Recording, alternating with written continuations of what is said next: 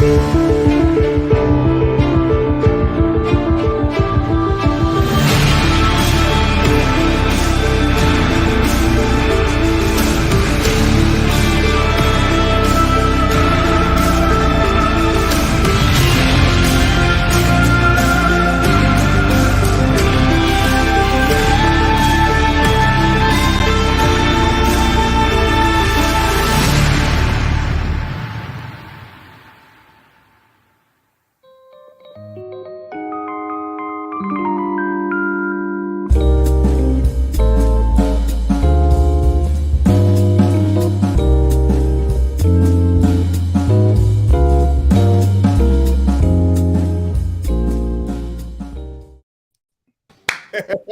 you like that? Wow.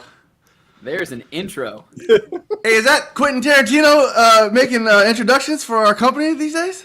What's going on? Soak it up, everybody. That's all I was just like, season long. All right. That was the entire production budget for the whole It season. was glorious. In 2 minutes. That was we sunk everything into that intro. Right. We got nothing left. We spent $50,000 for that 10-second intro, just in case you were wondering. Oh man. Hello. Hello. We are DebateSensei. This is what we do on Wednesdays. We got Matt Shapiro, Esquire. Hello. Tim CV. He's a coach and down in San Diego. Yes. Bing, bang, I boom. am Jared Kubica Miller. I'm a coach and professor of communications up in Orange County, LA area. And what we do every week, we come and we talk about sort of debate-related stuff, specifically stuff that's kind of related to the competitive debate, college, high school, middle school, anything like that. But just topics that you might find in a tournament, and we kind of discuss them. Well, our specialty tends to be limited preparation stuff, and that's what we're doing this time. We're talking about IPDA topics. And there is a tournament coming up later this month, the Southern Forensics Tournament. It serves as a national tournament for like 4 or 5 Southern states, but anybody else is welcome to come. And they have this event called IPDA. It's a debate type where we take 5 topics and you're supposed to select one. Between you and your opponent, you select one of those topics through a striking process. And that's what we're going to do today. One-on-one debate. With you strike your topics and you have 30 minutes to prepare your case on either for whatever side you get. Some tournaments you do both sides, but anyways, I digress. We're gonna flip that on to the head. We're gonna take 30 minutes to select a topic, though. So yeah, we're gonna run through 5 rounds of topic selection. All right. So what we do is me and Tim, we're pretending that we are opponents, and we do a coin flip. So here we are. I just so happen to have a coin right here. All right. All right. So I think what we do is heads your aft, tails your neg. Sounds good. All right. Here we go. Come on. Flip again. All right. Ooh. All right. Tails your neg. Yes. The negative. The negative strikes first. So I will strike the topic that I would most like to talk about on the opposite side, but sometimes that happens. Communism is preferable to fascism. Oh, because I am not arguing for fascism. Sorry. That would be a difficult This is one. the greatest debate of all time. So I have never seen a resolution this proper, and Tim's going to strike it first. Let all the people know what that reflects, in my opinion. Well, and what's neat it's is it's negative. What was it? The Grand Ole Southern? What was the tournament that this is? The Southern, just the Southern Forensics Tournament, I believe. Southern Forensics Tournament, and they have more interesting topics than we flippy dippies out on the West Coast. I don't think that I've ever seen a round in which a team argued on the side of fascism. Because here's the thing: Tim is so American, he can't even conceive right? of. So I mean, I would start. I can throw stones at communism, right? But at the end of the day, I still have to say that, dude, it's like, say what you will about Hitler, but the guy made a bunch of cars. What are you gonna say? Well, place to start. Like he painted some beautiful art. There's really like not a lot of ground that I feel like I have to stand up to defend. So I just have to make communism seem like the worst thing in the world. But that would, so if I were in that position, look, I would make some arguments about like historical examples of communism really falling through. So Soviet Union, etc. I mean, you can start saying that like those were communist in theory, but ended up becoming more fascist. But I think you can take historically failed communist states and say that like those intentions almost universally end in kind of social collapse. Well, remember on the neg, you always have the opportunity to say like neither one of them is preferable at all. You know what I mean? It's kind of like right. So, I mean that's probably the best you can do in this situation. And so, like I think like comparing like communist theory to communist practice is important. On on the negative for certain. On the affirmative, I think. I do think I don't know. I definitely would like to be on the affirmative if I. Yep, that was my number 2. Just to like bring this back up, like this is an IPDA tournament too, so this isn't going to be the most policy debate LD style thought out case. This is going to be a little more limited prep, what you can string together. Now, if you have some basis of knowledge of this, that would help, but. Even just knowing what these words mean, that would be good. We didn't define anything, but hey, what are we going to do today? Yeah, I think even honestly, in this case, preferable becomes a really important thing to define. And on the neg, by the way, I think the best thing, my favorite thing, we kind of talked about this last season a little bit, or I tried to make at least the argument, that like a communist government can become fascist, or, those are two different things. So I like that argument. I guess what I'm saying is you could be good on the neg in saying communism is like ripe breeding ground for abusive fascism to take over quickly. So I don't know. Sure. That's just neg ground. The preferable one is where you start to, I would say, like a preference means that it is something you are planning to adopt. It is not just a theoretical. Like if it is better than fascism, then I think you can say like, oh, it's just a word debate and we're talking about like this idea or this idea. But I think preferable means that when you are going to select one, which would you prefer to have? So I think like on the negative, or at least on the affirmative, I would try and pin the negative side into like, no, these things are going to be implemented. It is not just theoretical in the implementation. That's probably where I would end up going on it. Yeah. Like, you can't just talk about like, well, some of these philosophers actually had good things to say. Like, no. Show me some examples in history, or show me even some, examples of how it could work that make one preferable to another. And I don't think you end up with a lot of great examples on the fascist side. It's a numbers debate of just, I bet you if you got all the communist deaths of every person that has ever died under their rule versus one way to measure fascist, let's go get those numbers. You could probably play a numbers game. It's probably like an article from 2000 that says something about that. That's probably fair. Yeah. Okay. So I struck communism. What do you strike? Jared's turn. Next round. Or next round of striking. Okay. Ooh, let's see here. I kind of like all of these on the affirmative. Well, they're not great for the negative, I will say. I was really hoping not to be neg on this one. Yeah. So it's a what do we call that? Like a I'll let you off the hook a little bit on this one. I think framer's bias. Yeah. I usually I screw you over on this, striking process, but I'm this time because know that I hate the metaphor, so you leave that, and that just gives you more opportunities. And Matt, why is it that I hate the metaphor? Because you can only think in terms of a policy structure.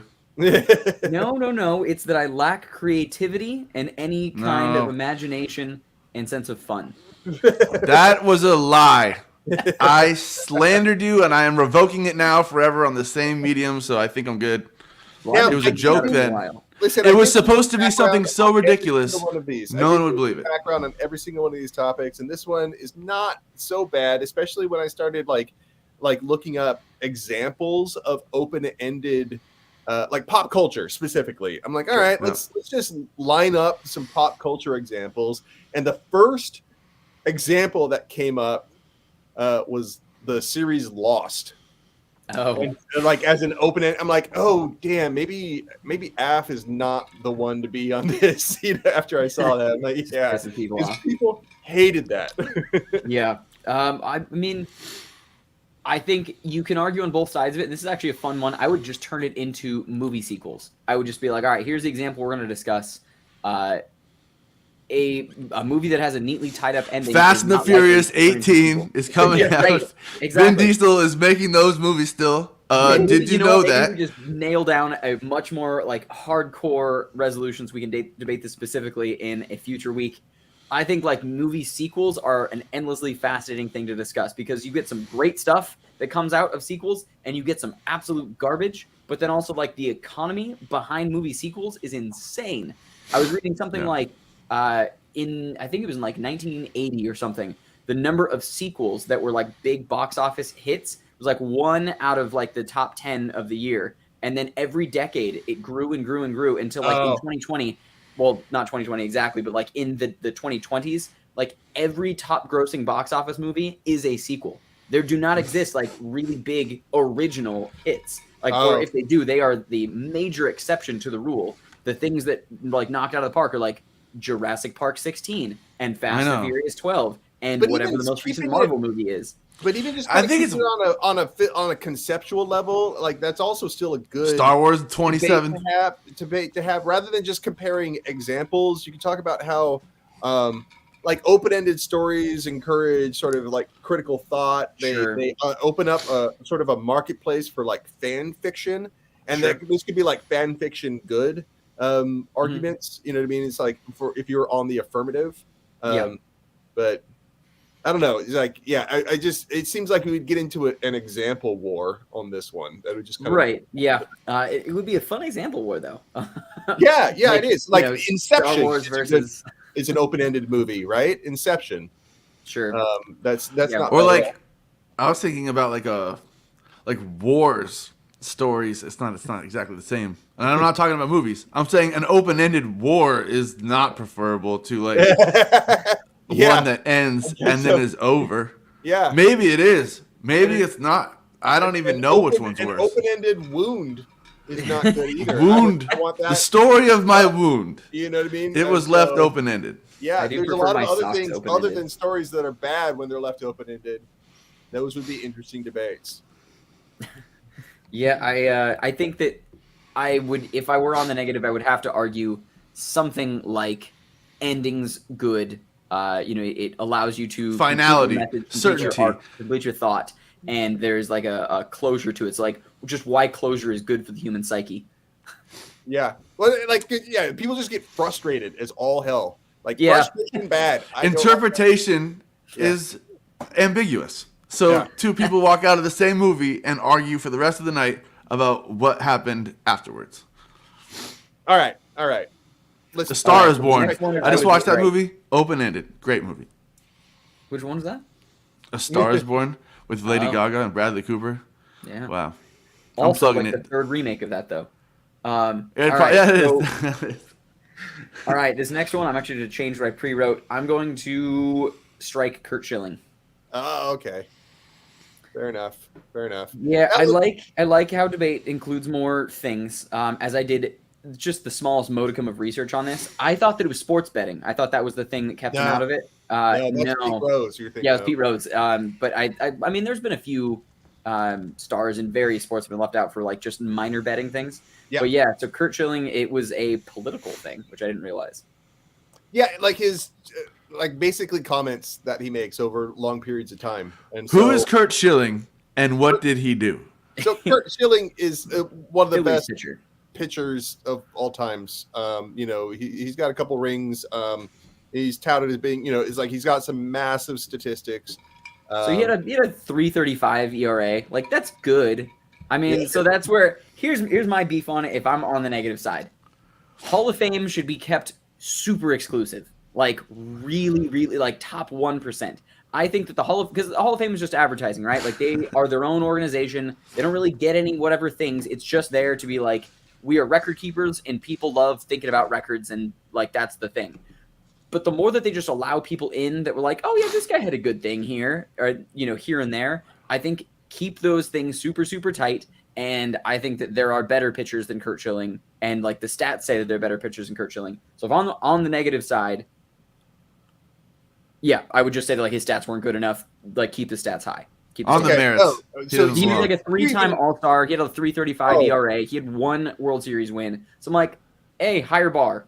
But I think that I end up getting argued down on like, okay, also his political things. I just think that's probably dangerous to start going that route. What did he say? I don't even know. Yeah, he says some pretty. I think what was it? Pretty horrible. Bad Transgender. Okay. And it was like on Fox News when he said it. You know what I mean? It wasn't like, somebody got an old recording. Well, they paid him for it. What do you think he's on there for? So he's a commentator now. But yeah, he was on the Phillies, so he's probably, I don't know, disparaging against the Irish or something. I don't know. And so I think turns out he's 250 years old and he's been disparaging the Irish for a very long time. Still has a real issue. Yeah, I could hold on. This is one of those things that I looked up here. Where are you? Boom. What did he say? Boom. Well, now you're making me fact check his win record. Oh, he shared some meme on social media comparing Muslims to Nazis. Well, that's not good. Twitter comments about the transgender community. So he got Also not good. I got fired from Fox News for that. Which says a lot. Yeah. I mean, damn. Take it back. He has won 3 rings. Yeah. 3 rings, dude. Oh. All right. Hey, are you looking on the are you looking on this thing still? Did he win them quick, or are they like series game 7s? Oh, yeah, that would be a good point. I mean, but that's hard for a pitcher to do because the pitcher's not playing every game. Yeah. But I mean, like, okay, so if I'm on the affirmative, though, there are still some good reasons. Like, I would push back on the statistics. I'm like, okay, first you have to win. You got to win. That's just on field. There's a bunch of assholes in the Hall of Fame. All right. Sure. Like number 1, Ty Cobb. He was a big jerk, right? He was just an asshole, and he had massive statistics, and so he's in the Hall of Fame, right? And so there's already a pretty good standards, kind of like, no, let's like separating these two things, like like you can make I like the we're all sinners sort of argument, or baseball in a vacuum. Yeah, I mean, but I also like humanizing people. It's kind of like these. Like, there's a whole bunch of horrible people in the Hall of Fame. This is actually, it's really interesting because, there is like a spectrum of, I guess the reality is, the more I sit here and think about it, there is some accountability beyond your statistics, which needs to be accounted for. Yeah, I read an article a while back, but that would go both ways, right? Like, I understand, and it actually does go with both ways. I was reading about the Country Music Hall of Fame, which I'm a fan of country music here and there, and I guess it's very political with like people getting pulled, their names are getting pulled out. Like they'll say something on Twitter, and then the next day, like the Hall of Fame like takes them out of the Hall of Fame for like the opposite reasons other than what this person did. And it's just really funny how I thought very negatively of the Country Music Hall of Fame for being so political and being like, why would someone speaking out for some civil rights and stuff like that to be taken out of the Hall of Fame? Put first, be I was like gonna make a joke, like for real. So the person's like, this is for real. You can go check it out. And so now it's like not in our house. And then the other extreme is like the NFL, or no, the Heisman, not totally the same. Ricky Williams, he had a Heisman stripped from him for getting busted for having marijuana in his system, which that was like maybe a little extreme, maybe not, I don't know, but like, and then okay, I'm gonna go full circle here. OJ, if he's in the Hall of Fame, he probably is. Did they take him out? Yeah, Did you leave him in? He was convicted. He was found innocent, so he's for sure probably still in there. I mean, but maybe he's not. I don't know. Oh man. So there is. What's my point? My point is there is some merit. There is some merit to having someone or a group of people come to some agreement on like where the moral or political or like if some infraction or something has been done outside of the baseball vacuum, where does that affect your getting into remaining in the Hall of Fame? Yeah, So I mean, they vote on it, and it's like this guy sounds like he's got a track record of hateful speech coming out of him electronically and probably verbally too. I'm sure if you looked hard enough, but I don't know. That is a good debate. I don't know. There's ground on both sides. It's not bad. Like the central issue about whether or not your behavior off the field should factor and how much it's an interesting debate, and you don't need to be a sports fan to have that debate. Yeah. You know what I mean? No, exactly. Like you can include people that you don't have to get bogged down into the stats necessarily to have those sort of principled arguments. Yeah. All right. Well, it looks like I am faced with a choice here. I heard the Dixie Chicks got pulled out of the Country Music Hall of Fame. I'm kind of stoked for both. Did you hear me? Yeah. I heard the Dixie Chicks got pulled when they were like not being friendly to Republican. For like pro-abortion stuff, for like pro-choice type. They're very right-leaning, and they made right-leaning statements, and then they got pulled out of the Country Music Hall of Fame for like saying things that were like things that we would say on this podcast. So. All right, so it's dark. Okay, like I could go with either one of these, but I think one of them. What number is this? We have two more. No, this is the last strike right here. He's making the final strike, which means that the last, this is the one that we won't debate. So he's choosing what our actual debate would be. Perfect. Okay. The benefit of getting the final strike. Yeah. Okay. I think for the sake of what I think would be a better debate, I'm going to strike this one. You're weak. That is an excellent debate. No, listen, I got really good stuff. You know what I mean? It's like I go straight up, make a big ass constitutional argument. I'm like, no, like we, like, you're on the affirmative, remember? What? You're on the affirmative, though. Yeah. I'm saying it's like there's a bunch of people who say that we're a Christian nation, but we're not. Our history and our Constitution are very clear about this. We are not a Christian nation. We have religious diversity. We have religious freedom. We have, separation of church and state. Yeah, so I'd be doing. We have the establishment clause. I don't mind going on the affirmative at all on this one. I think the other one.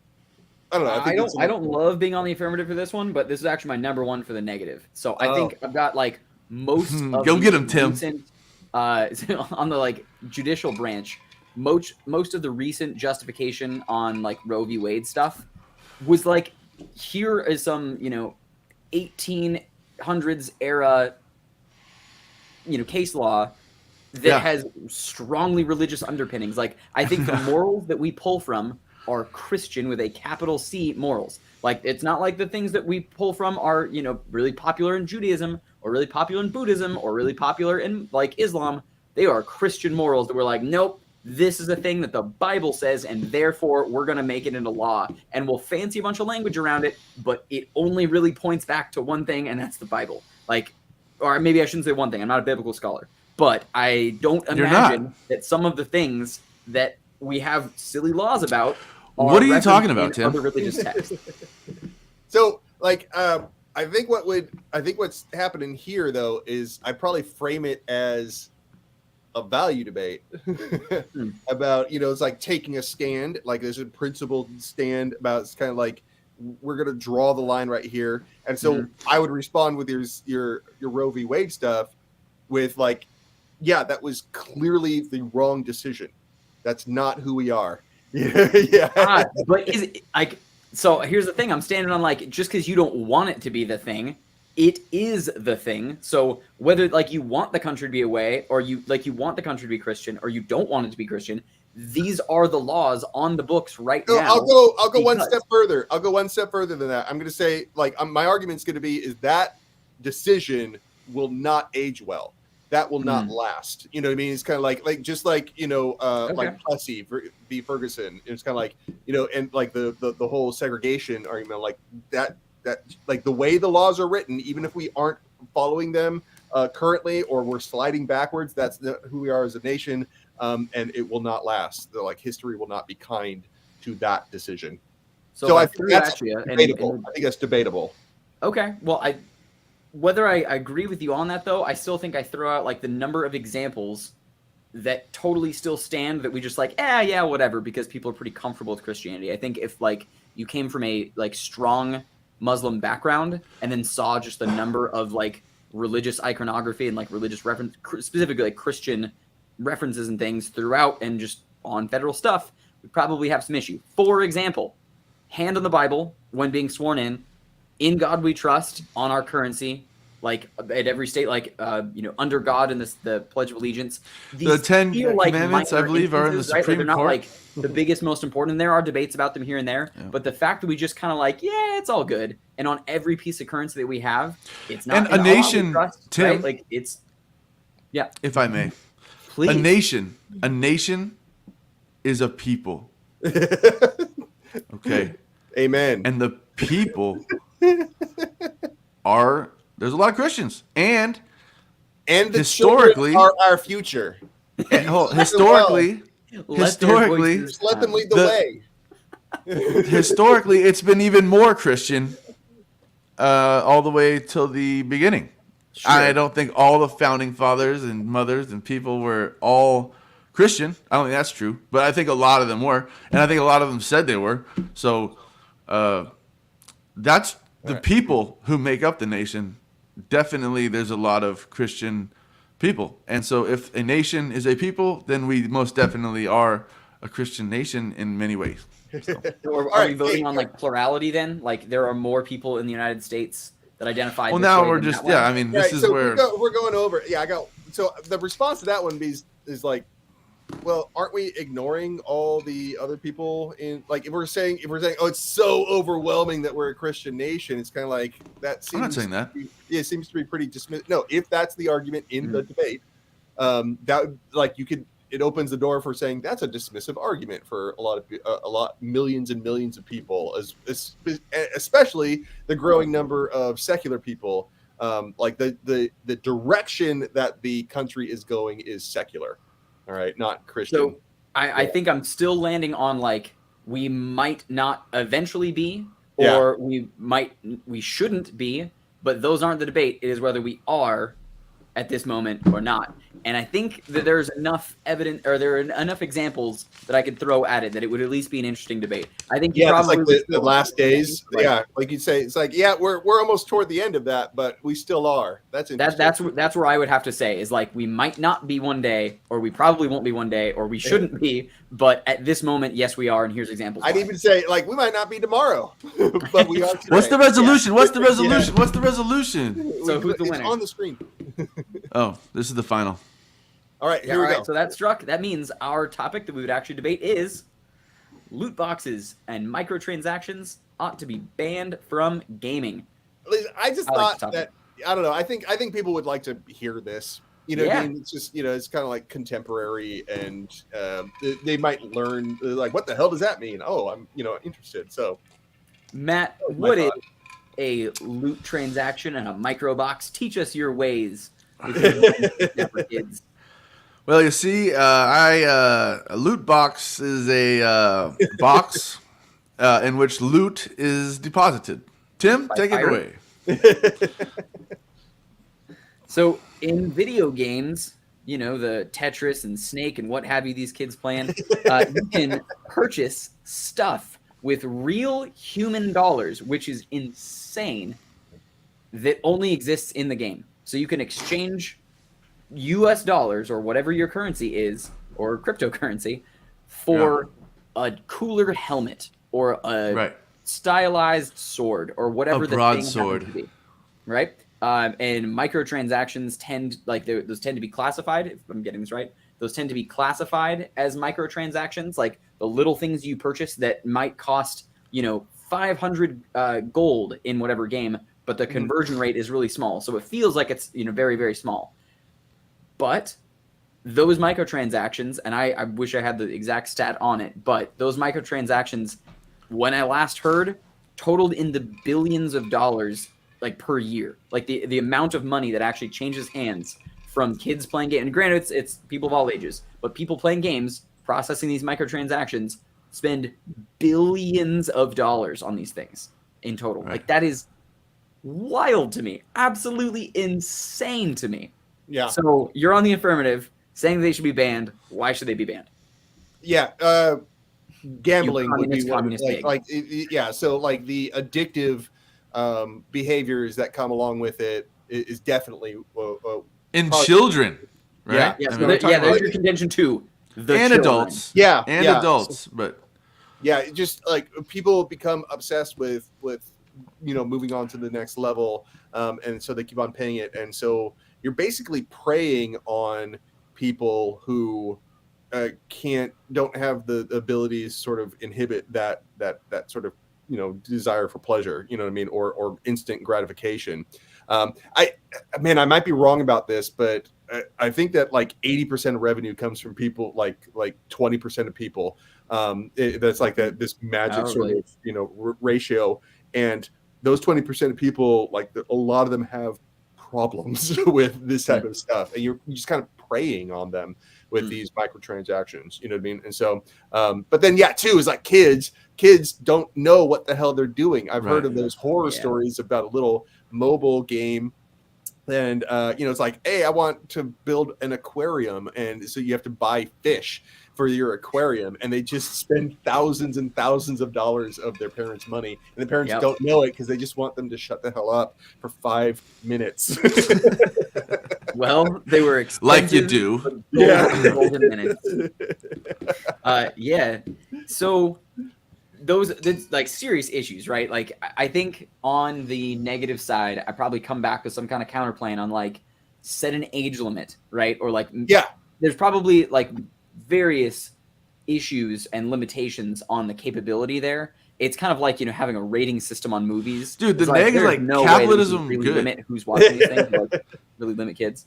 So I think like your ability to actually stop it is very tricky. But there's already stuff in place. So like I think one of the underused tactics in debate is like, let's take a look at what status quo is solving on this. You know what I mean? It's like let's not ignore that and just go like hyperbole. And so a parent has to put in their credit card number, and then they're off to the races. But the parent had to put it in there. A lot of those horror stories that you hear was from 10 years ago when it was first happening. And so they learned since then, and they got caught, and the court system kind of puts a check on those things. And so people are, like word those things from state of California court system, at least. I imagine that like microtransactions are growing, not shrinking, though. Not showing. So, on the negative side, capitalism. Yeah. Sweet, beautiful baby capitalism. There you Don't go. you take from her. Tim. She deserves this. She's found a way for billions. If the people want heroin, sell them their heroin. As long as I make my $5. Yes, it is totally preying upon people. Just like the preying is the wrong word. Preys on alcohol. Preying is the wrong word. Like Philip Morris preys on those people addicted to nicotine. Preying is the wrong word. Hey, you know what? Financially enabling. Harbor Freight sells hammers. Okay, now a hammer is used to drive nails. But if you go, beat up a homeless person with one, that means that you're a bad person. Not that capitalism is bad.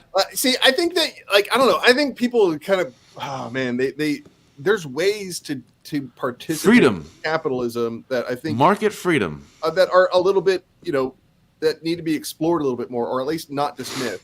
For instance, these microtransactions also allow people employment opportunities that they otherwise wouldn't have. There's people who are able to like sell grinders these items, and they're collecting, and like, I don't know, maybe they're disabled, you know what I mean, or maybe they have social anxiety, and these video games are the things that is an occupation, provides a medium, right? And so the like just mining stuff and giving it to people or selling it to people in this case, right? It's like, what, like, is that really worse than the alternative on what they'd have to be doing? It's like going out and like maybe working with a bunch of people they don't want to.